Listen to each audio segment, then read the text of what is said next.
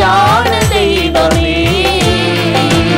என்றென்றைக்கும் என்னோடு கூட இருப்பவரே சத்திய ஆவியான தெய்வமே உம்மை வாயார வாழ்த்துகிறேன் மனதார போற்றுகிறேன் வாயார வாழ்த்துகிறேன் மனதார போற்றுகிறேன் பரிசுத்த ஆவியானவரே எங்கள் பரிசுத்த ஆவியானவரே ஆராதனை ஆராதனை ஆராதனை உமக்கே ஆராதனை ஆராதனை ஆராதனை உமக்கே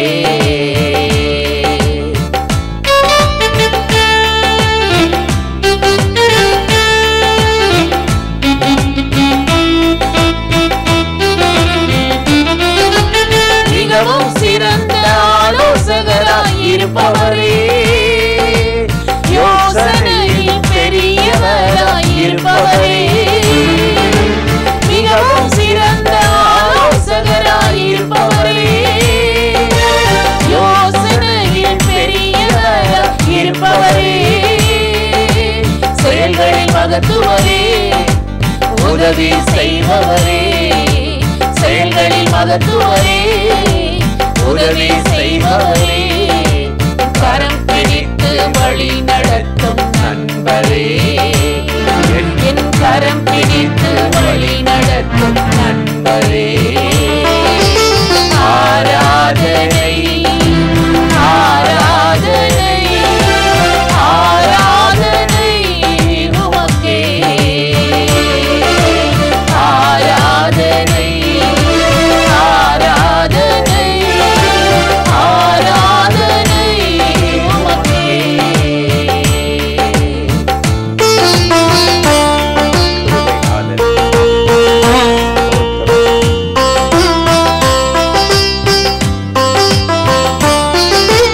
கண்ணீர் துடைத்து கவலை மாற்றும் தகப்பனே ஆற்றி தேற்றி அரவணைக்கும் தெய்வமே கண்ணீர் துடைத்து கவலை மாற்றும் தகப்பனே ஆற்றி தேற்றி அரவணைக்கும் தெய்வமே வழக்காடுகின்றீ ஜெயம் தருகின்றீ வழக்காடுகின்றீ ஜெயம் தருகின்றீ வரப்போகும் காரியங்கள் தெரிவிக்கிறீர் வரப்போகும் காரியங்கள் தெரிவிக்கிறீர் ஆராதனை ஆராதனை ஆராதனை உமக்கே ஆராதனை ஆராதனை ஆராதனை உமக்கே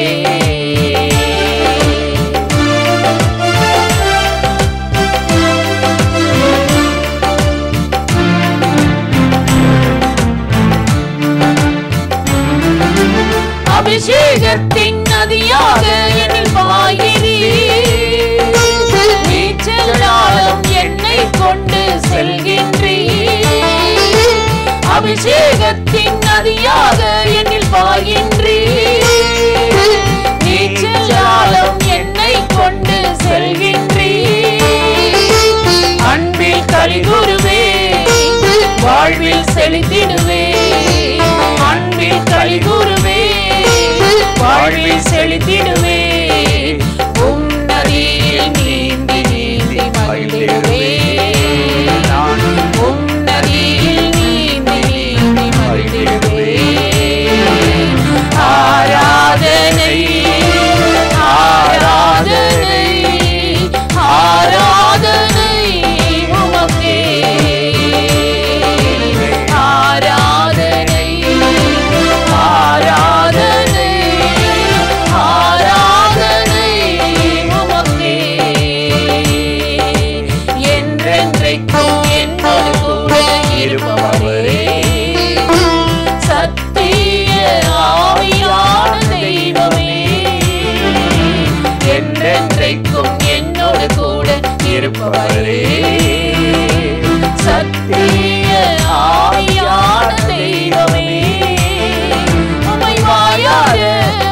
வாழ்த்துகிறேன், மனதார போற்றுகிறேன், வாயார வாழ்த்துகிறேன், மனதார போற்றுகிறேன், பரிசுத்த ஆவியானவரே, எங்கள் பரிசுத்த ஆவியானவரே. ஆராதனை